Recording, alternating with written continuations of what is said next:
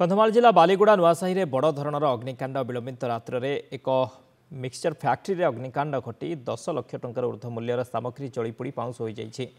तेज राति काम सारी फैक्ट्री बंद करते मालिक फैक्ट्री भितर धूआं और निआं बाहर देखि अग्निशम बाहिनी को जणाई खबर पाई घटनास्थल अग्निशम बाहिनी पहुंची निआं को आयत्त करते किंतु सेतबेलू फैक्ट्री भितर मिक्सचर कंचा माल विभिन्न मेसिनारी सामग्री जली पाउंस हो जाइए।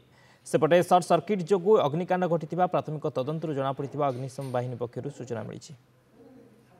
प्राय 10 लाख ऊर्ध हम बहुत तैयारी सामान मिक्सचर मेसिनारी जिनिस जेनेटर इन बहुत जिनिस क्षति आउ ये कंचा माल भी जो मिक्सचर प्रस्तुति जो कंचा माल थाए से जिनिस भी बहुत थिला गोदाम रे से जिनिस भी बहुत नष्ट है। बाद फेयर जो लिभ है बेले से जिनिस सुखिला जिनिस पानी बाजिकी से जिनिस भी बहुत क्षति है।